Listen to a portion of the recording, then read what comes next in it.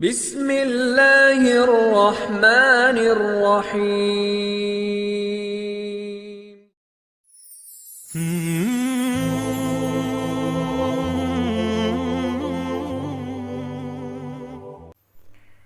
Bismillahirrahmanirrahim. Assalamualaikum warahmatullahi wabarakatuh.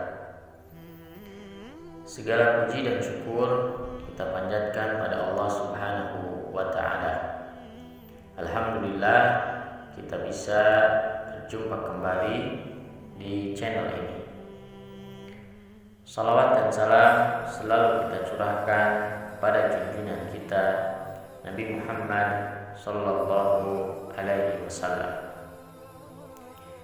Sahabat zona ngaji rahimakumullah, semoga kita semua selalu diberikan kesehatan, panjang umur, dan dilapangkan rezeki oleh Allah Subhanahu wa Ta'ala. Amin ya rabbal alamin. Sahabat zona ngaji yang dirahmati oleh Allah Subhanahu wa Ta'ala, di bulan suci ini tentunya umat Islam kita pun ya insya Allah untuk berlomba-lomba ya untuk melakukan berbagai amal. Namun tentunya harus kita landasi dengan penuh rasa ikhlas dan menjauhi perasaan ingin dilihat, dipuji orang lain. Jangan ingin terlihat baik, terlihat rajin, terlihat sempurna, terlihat soleh ketika kita melakukan sebuah ibadah. Karena kenapa? Karena hal tersebut ya akan menjadikan ibadah kita di sisi Allah tidak ada apa-apanya. Terlebih lagi kalau kita ya tidak ada manusia, kita tidak beribadah. Ya, ada manusia, kita rajin beribadah, pencitraan gitu. Itu tidak boleh ya, tidak boleh kita pura-pura baik, dermawan, rajin, pura-pura soleh dan hal yang lainnya ya. Maka hal tersebut kalau dilakukan itu akan termasuk riya, dan riya adalah syirik kecil, syirkun asghar, dan itu akan menghapus ya pahala yang kita lakukan dan tidak dinilai oleh Allah Subhanahu wa Ta'ala. Sahabat zona ngaji yang dirahmati oleh Allah Subhanahu wa Ta'ala, ikhlas dan riya merupakan dua sisi sifat yang berbeda, saling bertolak belakang, bertentangan satu dengan yang lainnya.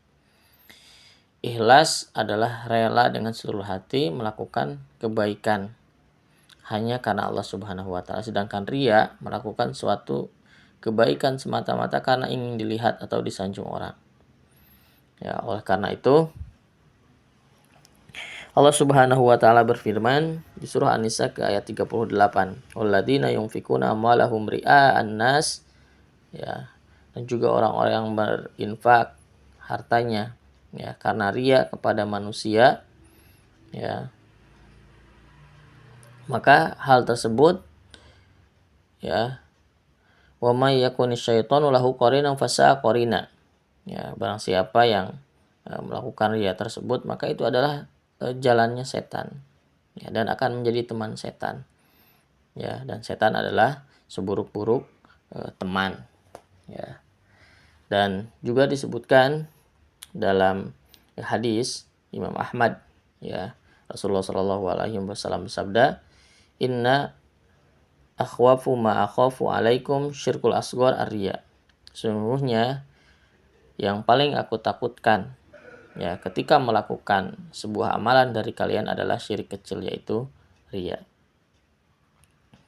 Nah, ketika dinamakan syirik kecil ya karena memang niat orang yang riya adalah ibadah bukan karena Allah semata, karena menyekutukan Allah dan nafsu diri sendiri yang mengharapkan respon orang lain. Orang yang riya artinya sudah menduakan Allah dari nilai-nilai niatnya ya. Maka oleh karena itu ketulusan kepada Allah Subhanahu wa Ta'ala ketika melakukan ibadah sangat penting ya. Jangan sampai ada campur aduk ingin mendapatkan citra positif ya, ingin mendapatkan sanjungan atau pujian dari manusia. Karena apa? Karena akibatnya ya akan berdampak ya besar ya kepada kita, dan bahkan ibadahnya bisa ditolak oleh Allah Subhanahu wa taala. Sahabat Sunnah Ngaji yang dirahmati oleh Allah Subhanahu wa taala, dan disebutkan ya dalam kitab Ihya Ulumuddin ya bahwasanya lil murai salasu alamatin yaksalu idza kana wahdahu wa yanshatu idza kana finnas wa yazidu fil amali idza usni alaihi wa yankusu idza dzumma. Orang ria itu ya memiliki 3 ciri. Malas ketika sendirian, ya al-yaksalu idza kana wahdah. Malas ketika sendiri. Wa yanshatu idza kana finnas, rajin di tengah banyak orang, ya. Wa yazidu fil amal idza usni alaihi wa yankusu idza dumma. Serta amalannya meningkat kala dipuji dan turun ketika dicaci. Maka sahabat Sunnah Ngaji yang dirahmati oleh Allah Subhanahu wa taala, bagaimana cara kita supaya tidak terkena penyakit ria? Ya. Oleh karenanya kita harus mengobatinya. Gimana caranya? Ya. Syekh Abu Lais ya As-Samar Kandi dalam Tanbihul Ghafilin menyebutkan ya perkataan Sayyid Syakik bin Ibrahim ya, yang berkata, untuk mengurangi ria ya, mengobati penyakit ria harus mempunyai 3 benteng. Yang pertama, merasa bahwa hidayah dan taufik datangnya dari Allah. Yang kedua, berniat untuk mendapatkan ridho Allah agar mematahkan hawa nafsu ingin dipuji, ingin dilihat orang lain. Yang ketiga adalah hanya senantiasa mengharap pahala dari Allah. Ya, maka insya Allah dengan 3 benteng tersebut sifat ria akan dihapuskan. Apa tadi? Yang pertama, merasa bahwa hidayah dan taufik itu datangnya dari Allah, dan kita manusia yang lemah, harus senantiasa meminta pertolongan kepada Allah. Yang kedua adalah senantiasa berniat, ya, niatkan diri kita ibadah itu adalah mencari ridho Allah Subhanahu wa taala, bukan untuk dinilai oleh manusia. Yang ketiga adalah wahtisaban, ya, senantiasa mendapatkan pahala dari Allah, bukan penilaian dari manusia. Oleh karena itu, mudah-mudahan kita semuanya di hari ke-11 ini, mudah-mudahan seluruh amalan kita yang 10 hari ke belakang niatnya sudah lurus.